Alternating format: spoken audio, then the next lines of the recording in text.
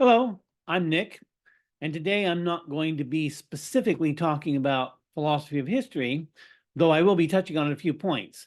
So I'm calling this my philosophical side quest for Tuesday, 11 June 2024.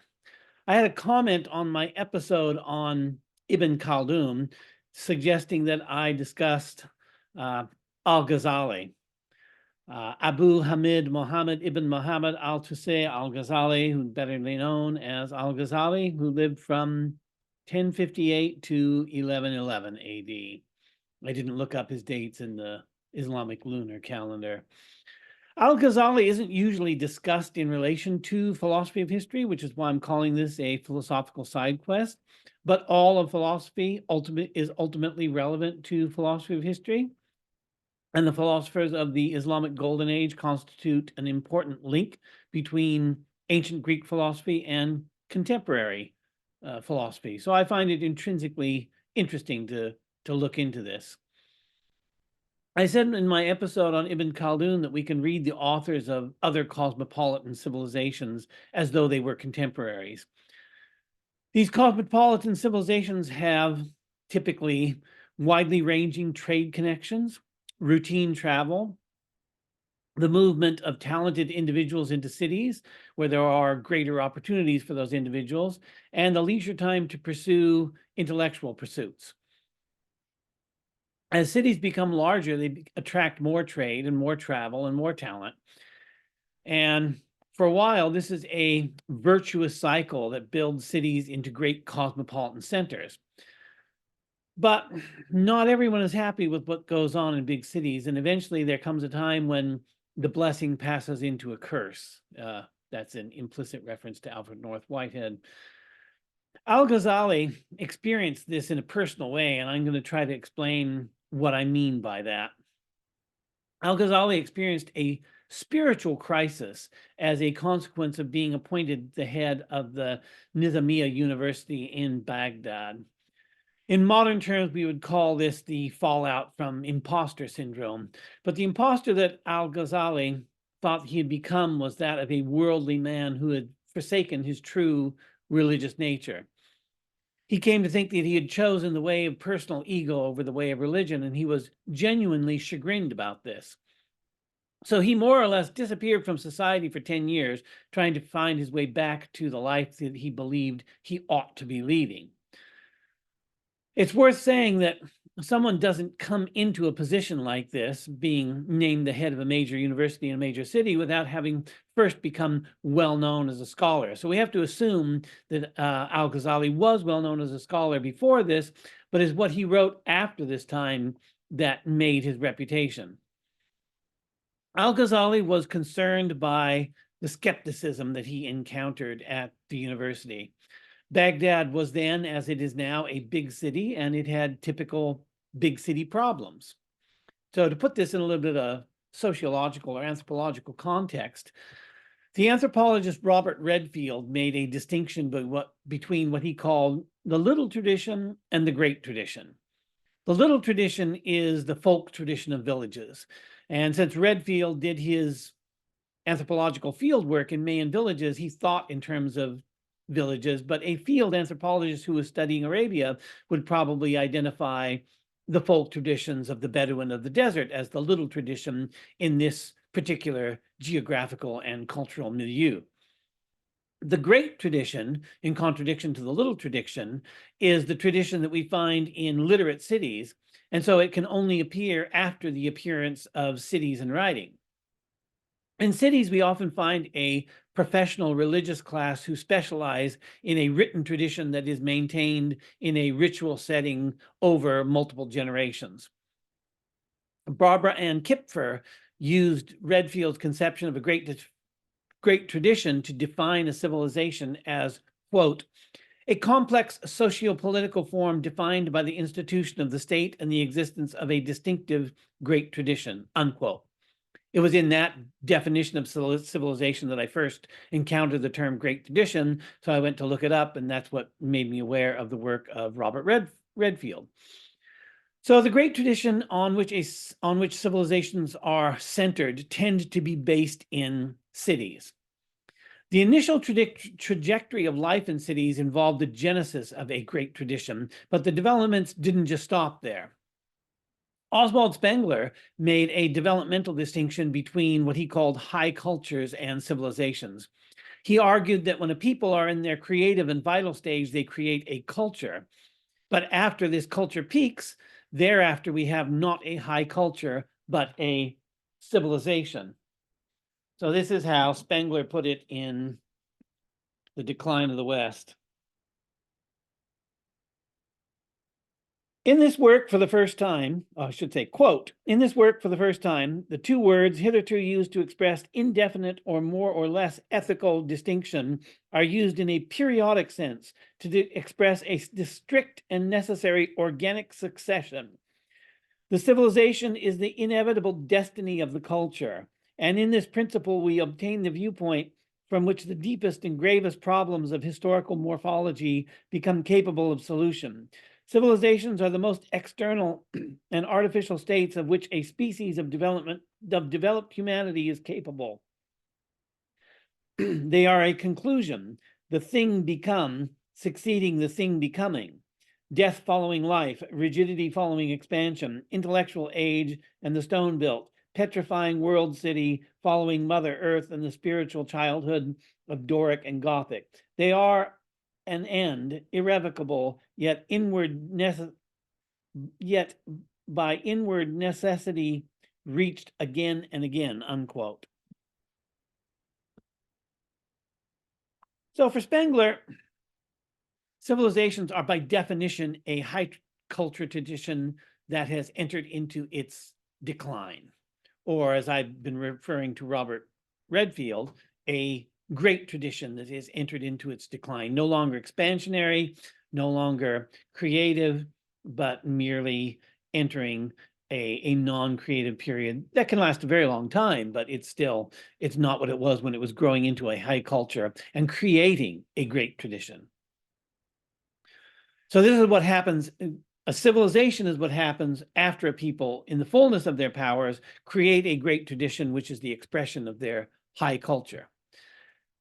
After this point, other developments occur in cities, though I would argue that the decline of high cultures in cities is not as well understood as the growth of high cultures. But I'm not going to go into that at the moment. I just mention that and leave it aside. In the centers of learning that cluster around the great texts of the great tradition, once a society becomes sufficiently comfortable, men become critical and skeptical. And since their world is centered on a great tradition, criticism and skepticism tend to focus on that great tradition. And this is what Al-Ghazali experienced, ensconced as he was in the center of Islamic scholarship in Baghdad, and he reacted against this. Almost 400 years later, Ibn Khaldun would describe the socio-political cycle he had seen play out between the simple peoples of the desert and village as compared to cosmopolitan city dwellers. So recall that Ibn Khaldun was living at the end of the Islamic Golden Age, while Al-Ghazali was living near the peak of the Islamic Golden Age. But Al-Ghazali already saw, or thought he saw, the beginnings of cultural decay in his time. One way to formulate this would be to say that Al-Ghazali saw that the great tradition of Islamic civilization had already been compromised and that it stood in need of renewal. And he would himself become an agent of religious renewal. If we like, we could see this as an exemplification of what Toynbee called crisis and response.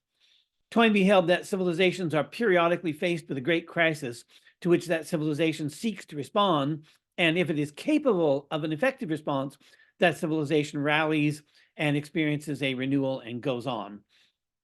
If the civilization in question is not capable of an effective response to a crisis, then there is no renewal, and the crisis expands and accelerates until it consumes its civilization, which then goes extinct.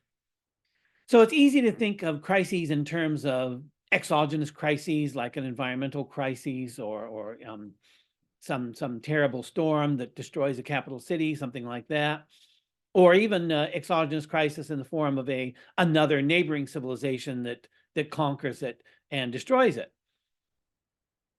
But there can also be a major spiritual crisis. And following Toynbee's model, we could speculate that Al-Ghazali's personal spiritual crisis reflected a larger spiritual crisis in his society. Al-Ghazali himself was part of the response to this crisis. In the Islamic world, Al-Ghazali is known as the proof of Islam, and he wrote many doctrinal works that are seen as a stage of religious renewal in the tradition.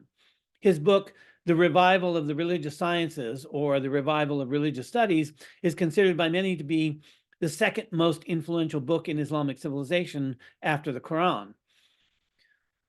But this book has had almost no influence on Western thought. Al-Ghazali is best known to Western philosophers for his book, Tahafut al-Falasifa, which is translated as either as The Destruction of the Philosophers or The Incoherence of the Philosophers. Averroes later wrote a response to this called The Destruction of the Destruction, or The Incoherence of the Incoherence, Tahafut al-Tahafut. In the second part of this book, The Destruction of the Philosophers, we have the critical part of the book that is well known now, and it takes particular aim at 20 philosophical propositions that have been defended since the ancient Greeks, and which have subsequently then in the Islamic milieu come to be associated with Avicenna. The first two of these have to do with the eternity or the everlasting nature of the world. Al-Ghazali separately treats these two claims, being the claim that the world has no beginning in time, which he calls the eternity of the world, and the claim that the world has no ending, which he calls the everlasting nature of the world. These two conceptions of the eternity and everlastingness of the world constitute the first two problems that he deals with in the critical section of The Destruction of the Philosophers.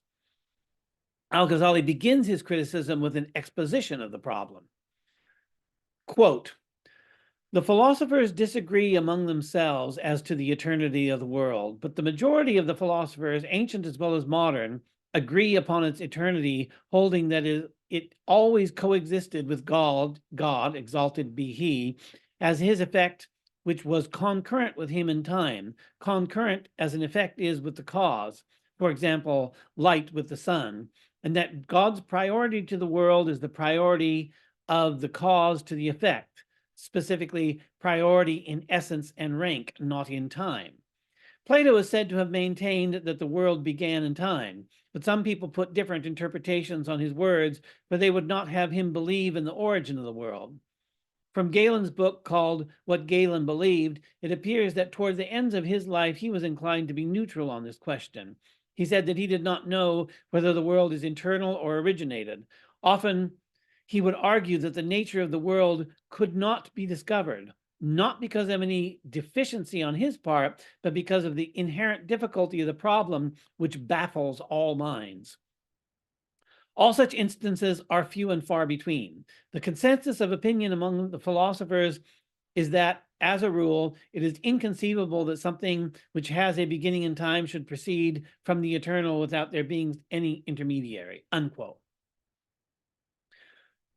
The overall structure of Al-Ghazali's text is quite similar to medieval Latin philosophy, with an exposition of the problem followed by a careful parsing of arguments and a counter argument offered for each argument that's made. So it sort of reads like a summa. As I said, this is from the second section of The Destruction of Philosophers, which actually does proceed to what Al-Ghazali thinks of the destruction of the philosophers and their invidious philosophical doctrines. The Destruction of the Philosophers, the whole book, that is to say, is divided into 4 parts. The first part of which is Maqasid al-Philosopha, translated as the aims of the philosophers. This book, The Aims of the Philosophers, which is only the first division of the Destruction of the Philosophers, made it to medieval Europe without the rest of the book being attached until later centuries.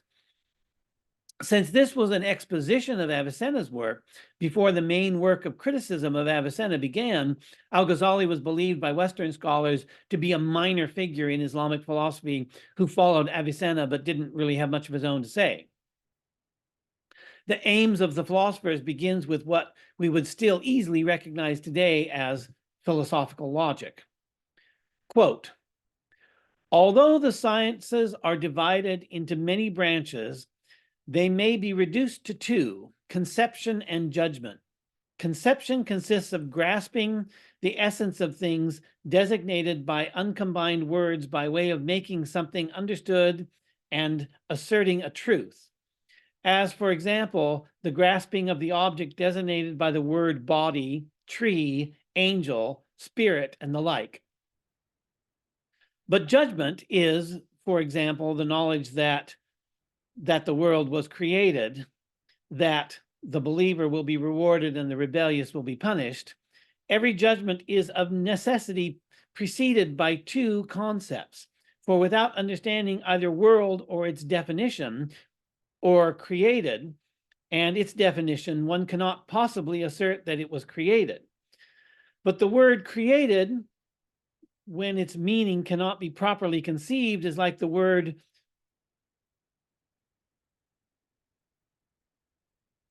I can't even read that. Is like the word created, for example. But if it were asserted that the world was created, it would be impossible to affirm or deny it. Or how can that one assert that which is not understood, unquote. So that's the opening section of section 1 of the Destruction of the Philosophers, which is called The Aims of the Philosophers by Al-Ghazali. But even here, when Al-Ghazali is giving an exposition of logic, he chooses examples to discuss that illustrate his later theses in the book, Denying the Eternity and the Everlastingness of the World. We see then that the exposition of Avicenna's view in the first part and their criticism in the second part are closely connected to each other, so it's not like they are conceived in isolation from one another. Not only is the critique of familiar philosophical doctrines continuous from the first to the second part, but the use of philosophical argument is continuous, and this points to something important. When philosophical logic becomes entangled with theology, it was inevitable that it wouldn't be long until theology took an increasingly philosophical form. And that meant that both philosophers and theologians couldn't simply reject philosophy as a foreign influence, because theology tends to get transformed by philosophy and to borrow its concepts and to use them to elaborate its doctrines. So philosophy had to be taken head on, which is, of course, what Al-Ghazali is trying to do in the Destruction of the Philosophers. Taking philosophy head on meant that theologians had to learn the methods and master the concepts and the language of philosophy in order to criticize it. And this, in turn, meant that even the theologians and the orthodox philosophers found themselves deeply immersed in philosophy, whether they wanted to be or not. And finally, in turn, this means that the general level of discussion was raised to a higher level of sophistication and complexity. This is parallel to what happens in a civilization with technology that is passed on from an earlier civilization. Even as civilizations rise and fall over historical time, inherited technologies often continue to accumulate, and the overall sophistication and complexity of societies increase cumulatively over time. It's easy to see this, for example, with the technologies of agriculture and shipping.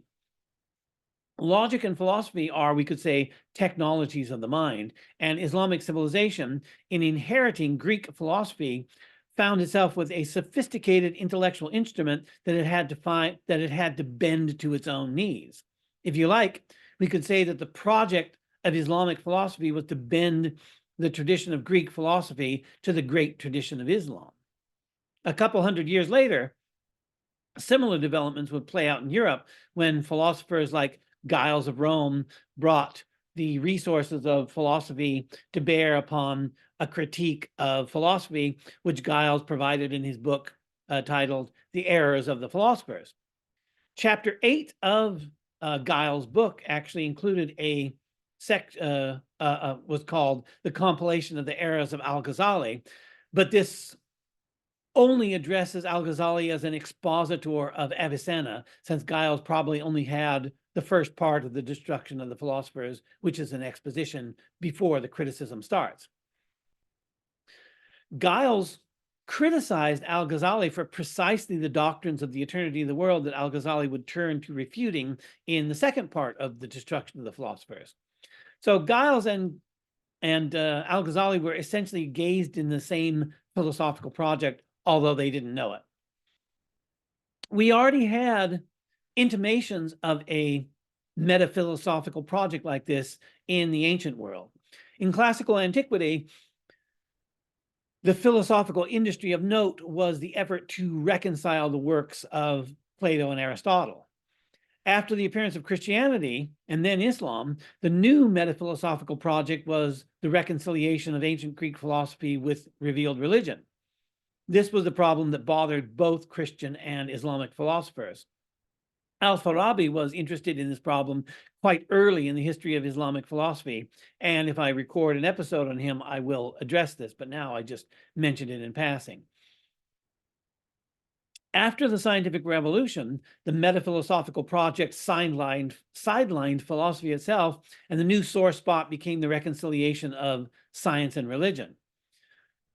Lawrence M. Principe calls the idea that science and religion are necessarily and intrinsically in conflict the warfare thesis. In his lectures, Science and Religion, made for the Great Courses series, he says, quote, "The conflict or warfare thesis maintains that throughout history, religion and science have been opposed and inimical. Religion has stymied the advance of science," unquote. This is another interesting event, another interesting idea that I may take up at some time. For the moment, I mention it merely to contrast it with the complementary thesis, which is non-overlapping magisteria. In the 20th century, the paleontologist Stephen Jay Gould introduced what he called non-overlapping magisteria, which he called by the acronym NOMA. According to the NOMA doctrine, scientists, in their capacity as scientists, have nothing to say about religion, and theologians, in their capacity as theologians, have nothing to say about science. Here's Gould's formulation from his essay, Non-Overlapping Magisteria. Quote, "The lack of conflict between science and religion arises from a lack of overlap between their respective domains of professional expertise. Science in the empirical constitution of the universe, and religion in the search for proper ethical values and the spiritual meaning of our lives. The attainment of wisdom in a full life requires attention to both domains. For a great book tells us that the truth can make us free, and that we will live in optimal harmony with our fellows when we learn to do justly, love and mercy, and walk humbly. No such conflict should exist, because each subject has a legitimate magisterium or domain of teaching authority, and these magisteria do not overlap, the principle that I would like to designate as NOMA, or non-overlapping magisteria," unquote. So Gould was not overly naive about NOMA, and he adds this remark in the same essay, quote, "This resolution might remain all neat and clean if the non-overlapping magisteria of science and religion were separated by an extensive no man's land. But in fact, the two magisteria bump right up against each other, interdigitating in wondrously complex ways along with their joint border. Many of our deepest questions call upon aspects of both for different parts of a full answer, and the sorting of legitimate domains can become quite complex and difficult. To cite just two broad questions involving both evolutionary facts and moral arguments, since evolution made us the only earthly creatures with advanced consciousness, what responsibilities are so entailed for our relations with other species? What do our genealogical ties with other organisms imply about the meaning of human life? Unquote. Both Principe and Gould were interested in the relationship between science and Christianity because they were figures of, and I believe Principe is still alive, so a figure of today, of Western civilization, of which Christianity has been a central feature. The relationship between science and Islam takes place primarily within a distinct civilization, and we should expect that science and religion will be conceived a bit differently within Islamic civilization.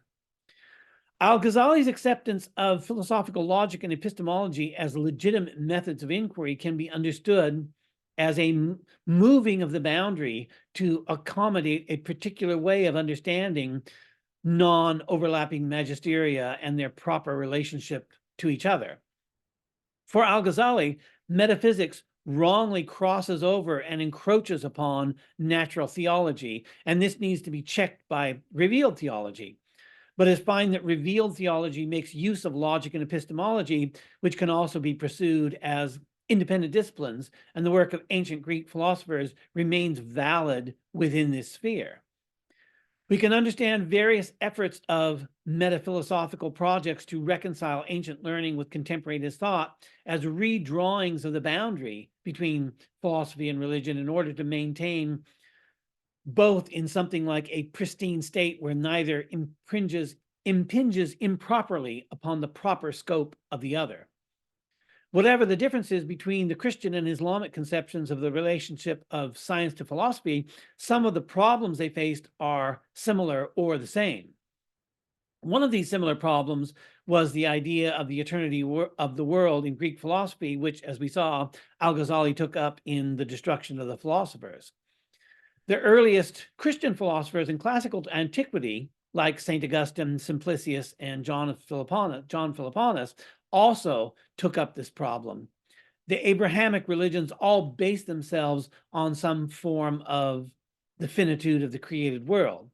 But even here, there's a little bit of wiggle room. As we saw with Al-Ghazali, he separately criticized the idea that the world had no beginning in time and the idea that the world has no end in time. And we can easily see with these two expressions of the finitude of the world that there are four possible permutations. One, the world is finite both in its origins and its future. Two, the world is finite in its origin but not in its future. Three, the world is eternal in its origin but finite in its future. And four, the world is eternal in its origin and infinite in its future. It's not clear which permutation is the orthodox one. So an orthodox philosopher might defend any one of these positions. We saw that Al-Ghazali in particular defended the first of these, which is the most, you could say, strictly finite of them. In my episode on philosophy of history before Augustine, I said that there is a disconnect between the philosophy of history and the philosophy of time. And this is one of those issues, the eternity of the world and the everlastingness of the world is one of those issues where this disconnect becomes important. The history of the world takes place within the larger framework of time, and a claim that time is finite entails a claim of the finitude of history, even if we haven't yet run into this finitude. The debate between ancient philosophers who maintain the eternity of the world and later Christian and Islamic philosophers who maintain the finitude of the world is philosophy of history on the grand scale, you could say, where it is the history of the world entire that is at stake. And we could, if we want, call this a big history philosophy of history. So in this respect, Al-Ghazali is relevant to the philosophy of history. So thanks for listening.